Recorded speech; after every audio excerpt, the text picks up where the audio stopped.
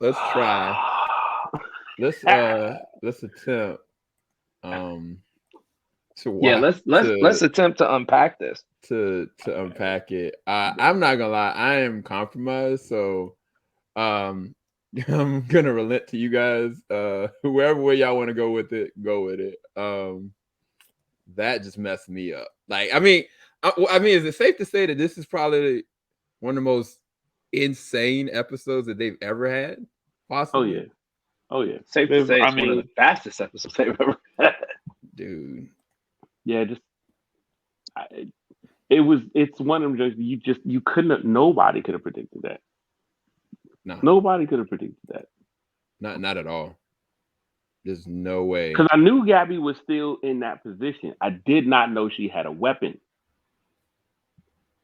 That But whole time I didn't. I somehow I missed the fact that Gabby had a weapon, and not Yeah, any old weapon. That was like a 50 cal. Where do dude. you stash a Straight up. 50 cal? Exactly. Like the recoil knocked her out. yo, the only thing that held her up with that 50 cal was her will. That's Right. it. She showed these You men ain't of will lying. what will really is. That's it. Uh, The last line of this was, "When I save the world, it'll be with you." And I don't yeah, that's understand. a That's what Zeke I, said. That's what that's what Zeke Zeke said. And the thing is, I agree with Zeke. It's just not going to play. I don't think it's going to play out the way he thinks it is. I think he is going to save the world with Aaron, but it's not going to be the way he thinks it's going to be. yeah. I think I think what's going to happen is, in some way, shape, or form, Aaron is going to find a way to convince Ymir to lend him her power. Although she only responds to royal blood, I think that Aaron is going to find a way to tell her, look, aren't you fed up of this? Like, there has to be some kind of traumatic experience that Ymir has gone through in the physical form whenever she became, the founding titan, as we now know, because he called her the founder Ymir. Yeah. There has to be something that she's gone through with some form of royalty that in her quote unquote afterlife or in the past, she has been she's still subservient to someone of royal blood. You Mm. know, that's the thing that bugs me. You are the founder. Like, you're technically, in terms of Titans, you're God. Mm. And how is God subservient to a human being, if you will, you know, just because they have a particular bloodline? So I think Aaron's going to convince her to break those crazy chains, lend him her power, and we are going to get Aaron in founding Titan form. But to unpack this thing, oh my God, there's just a lot that happened. And I guess we understand now why there wasn't some preview to the intro, because they Oh no. went Right. right into it. They They they jumped went right in in. raw. They went right into it. They did not hold back anything. I mean, the only thing I can say to what Ty was saying is that I think everything that Ty said is absolutely true. That Aaron's gonna find a way because Aaron's one of the most resilient characters in this show. And we had kind of thought that Aaron was kind of playing his card close to the Hmm. chest to get to the point that he's at right now, almost systematically.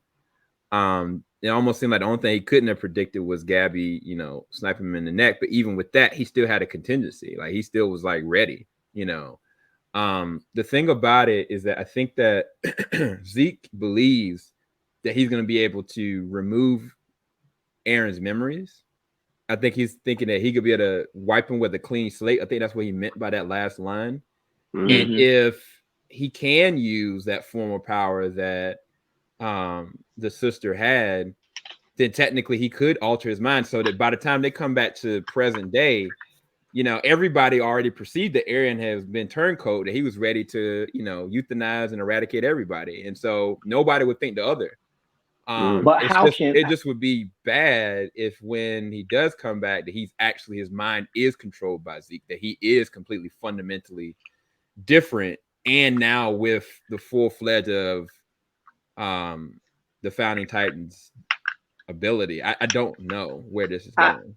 I find that a little difficult to believe, because how can Zeke do that if Eren houses the Founding Titan? Like, for that to work, Zeke, unless Zeke finds a way to consume Eren, but Zeke has to have the Founding Titan in order to activate those powers. Well, that's the thing that's weird. Well, the impression that we received is that if Eren comes into contact with someone of royal blood, he would be able to use the powers of the Founding Titan. Right. It would seem too weird that someone could control Eren if they're of royal blood, because that could have happened a while ago. Mm-hmm. You know, because remember when he punched the hand of the woman that ate his mother, that was his father's first wife, who was of royal blood. And when he punched her hand, you know, that's when we first saw like the next level power, you know, Founding Titan power happen. Right. But then who's to say that when that happened, she couldn't have just become herself again and taken control of Eren and did all that stuff? So I think that would have happened a while ago. I don't think, unless he tells Amir to do it. That's what I'm saying. Because if he's controlling her, right, and bending her at his will, he's been working at this for years now. At this point, I don't know who has the most control here. I think ultimately by the end of it, Eren at the end of the day is going to be the one who's going to have the control, because everybody has been under submission. But the fact is that Zeke broke the chain of command too, so now he's not just going to be subservient to Ymir. Like, he's going to be able to do whatever he really wants.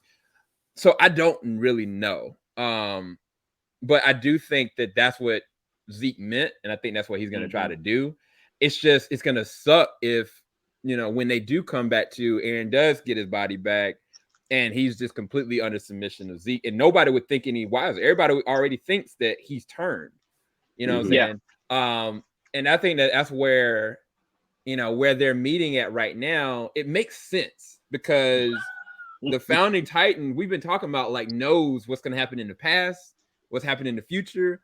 So this middle ground area is probably where Eren's been getting a lot of this information. It's just really fascinating. But everything outside of that, I guess we gotta unpack too, because it was a lot that went down, man. Like, Zeke yelled out and everybody got turned into a Titan, meaning that everybody that Eren worked with, every police officer, every person that was a part of the, you know, cadets that drank it, they're done. Like, it's not going to be a situation that he can just turn them back to humans, I don't think, unless the Founding Titan has that ability. I don't know. Well, we got to assume that it's possible, because he wanted Eren to euthanize the Eldians to not have kids. If you can do that, I would find it hard pressed to believe that you cannot return a Titan back to human form if you are the Founding Titan. I can't rule that one out. You know, and sidebar, Kenya, Falco looks like he did eat the Jaw Titan. Yeah. What did y'all think about that moment? Because that moment, it threw me off. That moment threw me off. I was confused as to why my man kind of kept the hardening on the back of his neck for so long. Why didn't he just like, he actually said it out of his mouth? Like, all I have to do is this and just let it happen. Right. Yeah, I mean, that could be chalked up to maybe instinct. Yeah, that's what I was thinking too. Maybe he would have been comfortable with that had he had guarantees that Zeke was actually dead. You know, Right. and the truth of the matter is if Zeke died, then you really don't know. I think it's like random who becomes the Beast Titan at that point. So Yep. so I think for him, I think he was about to do it. And then when I think it was a combination of him just taking too long, lost in his thoughts, as Rainer usually does, and then Falco seeing what's his name, Porco there, whatever, the Jaw Titan dude there, and just went after him. I don't see now. I don't know who the Beast Titan is going to be because I had hedged all my bets on Falco becoming the Beast Titan. Mm-hmm. I mean, Falco is about to become a Titan. I just thought it was going to be the Beast. You know, I mean, it would be wild and crazy to think he would become the Beast and the Jaw Titan. But, you know, I mean, Aaron's got 3 in him, so you never know what could happen. And it sucks because I think that a part of it, you know what I'm saying, Rainer really wanted it to just go. Like, he was ready. He was like, at least Gabby ain't going to turn. He was like, I'm done with this life. I've been wanting to be done with this life. Okay, it's it. And now it's just a big old FU to that thought because now he's not going to have the opportunity. Like, and that's why he was so pissed and pressed to try to get Aaron. But then your boy, your boy pulled that Warhammer move, and everybody came back was like, oh yeah, right. He did because he pulled him in. He couldn't even go nowhere. Yep. And like he flipped out of that thing, was running. But I ain't gonna lie, that moment is probably one of the most epic moments in Attack on Titan. The fact that we were just seeing Aaron sprinting, like he was going for it. Everything stopped, and then they focused to me because I was expecting him to turn Titan again. Remember, he had practiced. He had, even after taking a whooping. Yeah, jumping out and becoming a Titan again, jumping out and becoming a Titan again. I was just like, why would you try to make that run on foot? Right.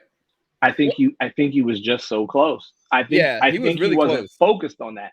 He was like, I'm this close, and in the smoke and chaos, you know, it's easy to see me as the attack Titan, but in the smoke and chaos of what's going on, they're not looking for me to run off as myself.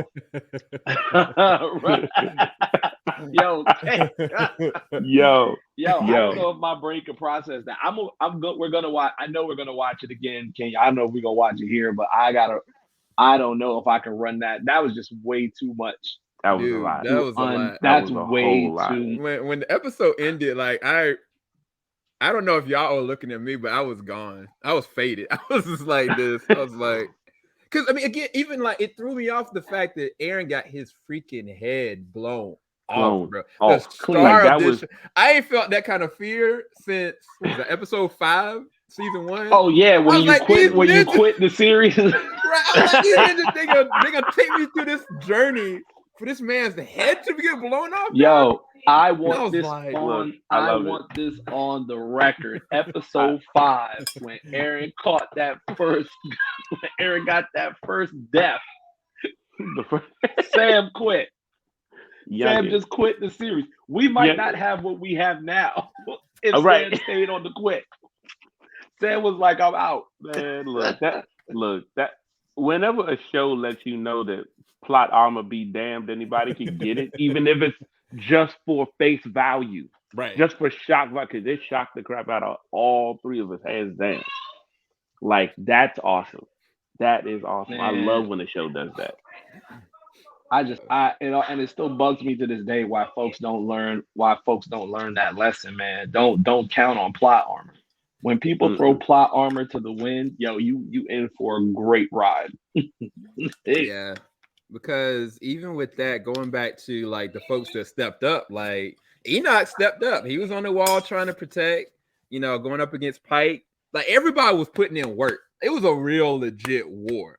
The the people on the island were working at a disadvantage.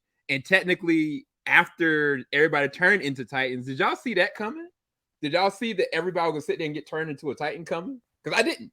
I was like, wait, no, okay, because Aaron stopped it for a second, and then Falco's brother kind of came up, was like, no, don't do it, and gave the side story. Zeke was like, well, hold on, let me figure out if I can find it. That's what Zeke said. That's what Zeke said. And I was just like, oh my gosh. And I was like, and then that's when I felt all the sadness because I was like, freak. Everybody's about to go.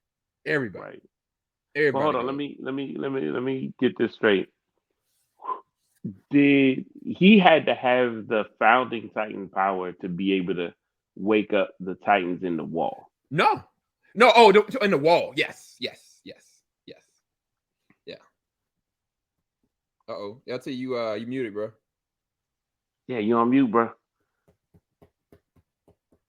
My bad. Yes, the colossal Titans or whatever in the wall, you do need to have the founding Titan to release that. But the simple fact that my man was like, he ain't never lied. Thank you. He ain't never lied. Thank you. And I'm you know what? Look, No. Kenya is right, but I'm of the position. Fool me once, shame on you. Fool me twice, shame on me. This chick done took somebody out already. Then she took out Sasha already. Right. And y'all still here underestimating this chick and and in the whole grand scheme of things, y'all keep forgetting this chick is not she's not a little girl. Yeah. She's a military veteran. Like, why are you disregarding this chick like this? That's the second time she done gave a L. Nah, man, she definitely needs to catch them hands. She definitely needs to catch them hands. Right. You know. I don't know why they keep disregarding this. Because low key, she could have just aimed at Zeke and shot Zeke. She said, "Nah, I'm gonna mess all y'all up. I'm gonna blow Aaron's head off." Zeke ain't moving. Right. Aaron was a moving target. Right. And caught his whole neck. Yeah. What? And the fact that she was able to catch his neck so precisely with a 50 cal is credit to her. Right. But she gotta go. And the problem is, they could have done that at any time. They could have pulled up on that chick with a pea shooter and taken her out at any. They could have taken her out right after she took out Sasha, and it would have been a wrap. And no, this chick is still out here breathing people. That's my problem. She's still walking around with breath in her lungs, man, and taking people out. This Aaron of all people. Hey, no, Kenya, you're right. And that was what we talked about. I was kind of like, if he would have turned, it would have been like an atom bomb. Everybody in the vicinity would have been gone. Like, and I don't think he wanted to do that. But everybody would have been gone. I think at that point, if worst case scenario, he would have done it. But now it's kind of like a worst case scenario. So I really don't know what he's gonna do when we get back to present day. But it goes back to what Ty was saying. If I remember correctly, Aaron had an opportunity when he cornered Mikasa and Armin. He said to them, "No, take the girl that killed, Sasha and preserve her." Like, he's been keeping her alive, and I was kind of like, for me, I thought it was that there's a plan here, but I don't know. Yeah, I'm sure there is. I don't know. I don't think that Aaron has showed all his cards just yet. But I also don't know how Aaron got to this place of planning. How did he even know that there was a plane of existence where Ymir is? You know what I'm saying? Like, where did he get that kind of information from? I don't know. I don't know if he get. Well, if he got it, if he was waiting. If he got it, it had to have come from Zeke. And they hadn't talked about it yet because Zeke just found out about that spot when he was getting himself healed. The only other factor is, remember when they said when you become one of the higher level Titans, all those memories are connected. And I guess because he got the founding Titan, who's to say that some of the memories he got didn't include that area where the founder Ymir is? Right. Because I feel like he had to have seen it somewhere before. Yeah. And wasn't there a situation where he kind of felt like he saw the past and the future or something like that? Yeah. So the end of season 3, when he was in the courtroom and stuff like that, and he kind of told Armin a little bit. he didn't know what was past or present, because that was when he got the history lesson. That's when we got the understanding of the Marlians and the shoreline and everything like that. Like that was when he started. That's when he started really changing. Really. Yeah. But they haven't showed how much he knows, as well as what's the chick that's the princess? Oh, I know who you're talking about. Yeah, Historia. Right. Why have they kept her absent from all of this? You know what I'm saying? Like, she's been absent from everything. And I felt like there was a reason for that. Because remember, I think they kept her absent from all of it because remember, she had the opportunity to, I guess, kill and have Eren be devoured, but she trusted Eren with the Titan. So I think her role, at least up to this point, her role from that point when she trusted Eren to just to keep it, and she just wanted to focus on the people of Paradise.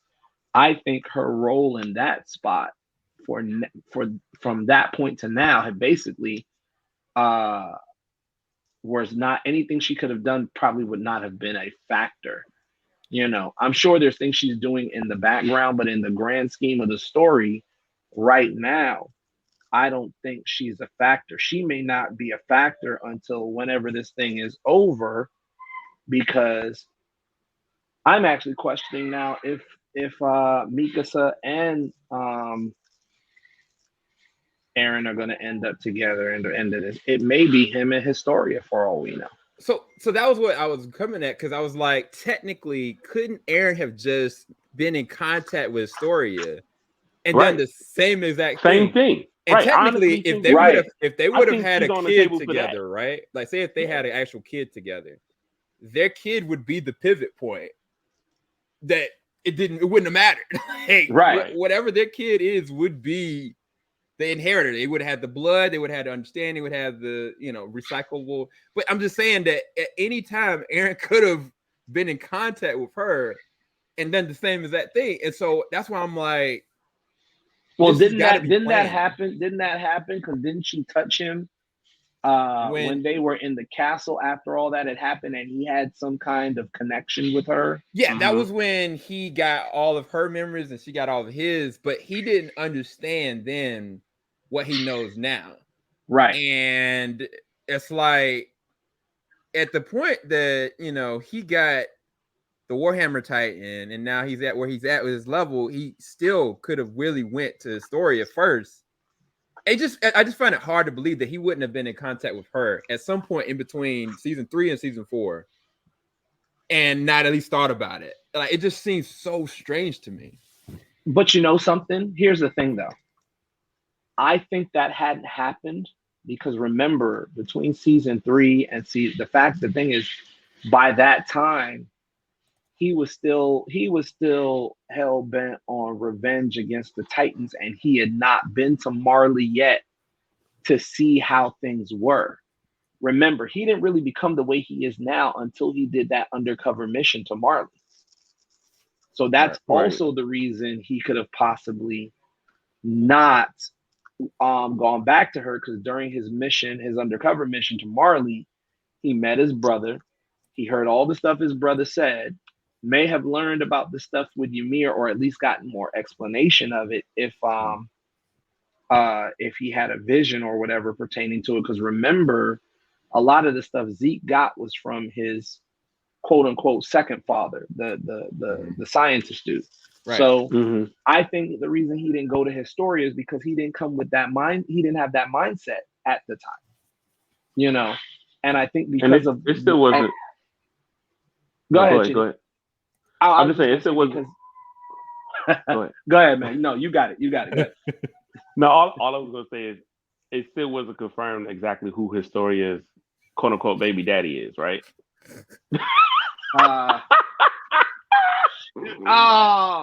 Not the Reese, boy. Not the Reese. Not shooting the club up. I mean, look, it's possible. It's possible. I bet he said shoot the club up, though. I'm done. I'm so done. Yo, that is so Reese. Yo, how you let him come in there and shoot the club? I'm done.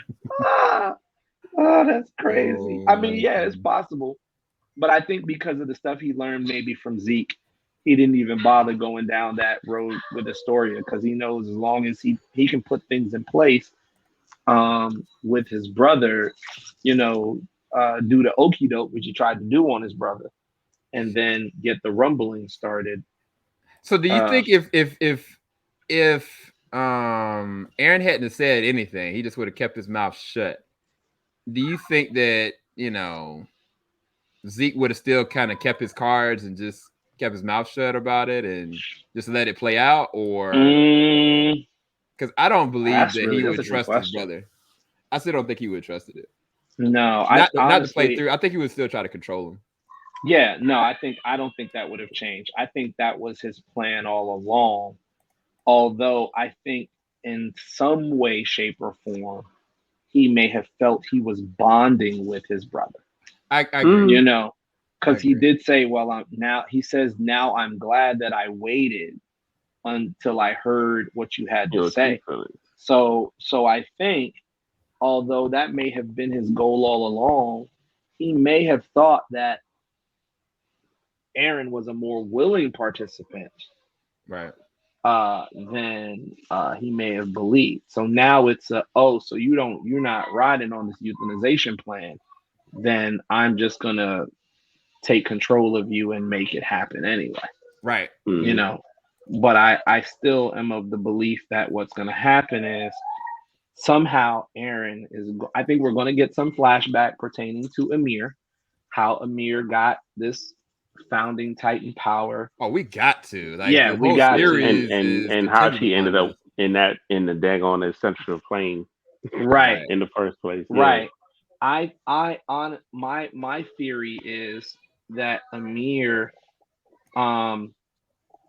my theory is that Amir, just randomly happened to find whatever string or whatever being made her the founding Titan. I think I think she suffered some form of abuse at some person of some form of royalty, maybe Eldian royal from from thousands of years ago or something like that. Because I find it interesting that there are all these titans, yet the only one she'll listen to is one of royal blood, right? So that's my first theory. Okay, my second theory is that my second theory kind of runs the same as the first theory, whereas she found she found whatever made her the Titan. She may have suffered domestic or even sexual abuse from someone of royal blood, and possibly the only reason she is listening to Titans or folks that have royal blood is because they're her direct descendants. Yeah, got to be. Those are the only two possibilities I could think of. Yeah, it's a bloodline thing for sure. It's got to be a bloodline thing. I don't know how deep it goes, but yeah. Yeah, I don't know how deep it goes either, but I think she is so subservient because of mental trauma that she may, or mental, physical, maybe even sexual trauma she dealt with at the hands of someone with royal blood when she was alive, that even though she was the founding Titan, she could become this beast. She may have been used the way the Marleyans use the Eldians now. And I think she's so traumatized that even on this ancestral plane, she will only adhere or listen to Titans that have, or people or Titans that have royal blood, because they are her descendants and because she has always been subservient to royal blood. Right. So those are my working theories. I don't know. I just find it odd that of all these people, she's only listening to folks with royal blood. Right. You know, there's something to it. There's something to it, and I don't know when. I don't know when we're gonna figure it out. But dude, I mean, can we all unanimously say with a rating on this episode? Oh, straight 10. 10. That's a 10. 10. That's on a 10. 10. That's a 10. 10. Look, if it wasn't a 10 before, when my man got shot. Yep. Dude, that just listen. I docked it a whole half a point because of Gabby, and then I gave it back because of Gabby. Because she took that dude. I mean, she took that dude's head clean off. Like this man's last vision was the whole town spinning because she took his head. She had dude's head. He was like, oh snap! Like, and he looked right at her too. Like he knew. He was like, flip. Right. Yeah. Oh my God, that's how you knew. Like he had that look on his face, like Morgan Freeman in Wanted, when he knew it was a wrap. He was just that was it. Yeah, that episode is gonna go back in to me. I mean, I might be saying too much because we just saw the episode, but I think this is gonna go down in history as one of the most epic of the Attack on Titan episode because we get so much information that we've never gotten before that's pivotal to the actual baseline story.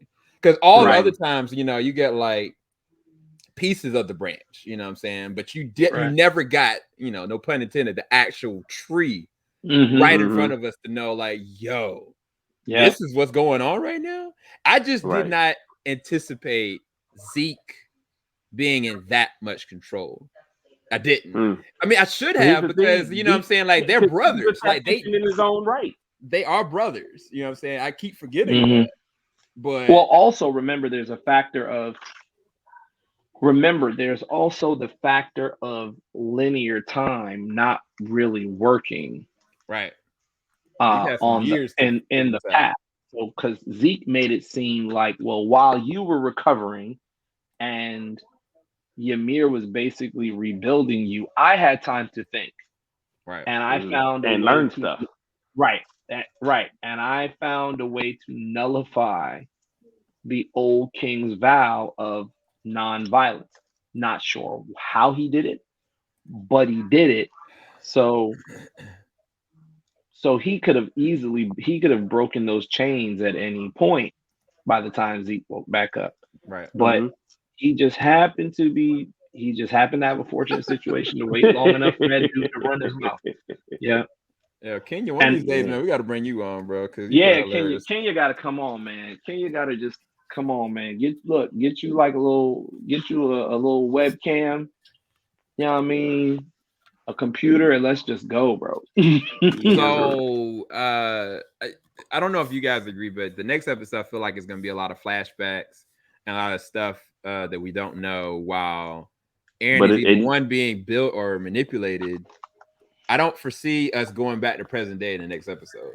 I don't know if y'all think the same. No, I don't think so. Well, from the preview we saw, no. Yeah, I don't think we're gonna go back unless they're gonna bring in a new chess piece, i.e., Annie or somebody, right? Or Historia, technically, because she's been kind of sitting off. Oh, and which one of y'all said this? That when Zeke finally does roar, that what's to say that he wouldn't have woken up Annie? Yeah, that was me. Yeah, that was shitty. Initially, yeah, no, I think I said that last episode. Oh yeah, well yeah, I did say that part, but that could possibly happen. But I think the better part of next week's episode is definitely gonna go somewhere back in time. I'm still trying to figure out why we're going back to the blonde haired girl's sister, but then that's what makes this series so good. They just pull things out of nowhere for you. So right. I think we're gonna definitely spend maybe the first 15 to 20 minutes or so back in time, but I think they're gonna come back to the forefront and maybe Eren can convince Ymir to lend him her power. Because at the end of the day, we still don't know what that creature is or whatever we saw in the intro. So right. So once we get there, then everything's gonna really kick off. Right. But we might be dealing with either a partial or full flashback episode next week. Yeah. Right. Yeah. And I guess on that note, I guess we're gonna dip set, and we'll be back next week. Hopefully y'all enjoyed this review and breakdown. Man, we'll be back. Peace, people. Yeah. Yes, sir.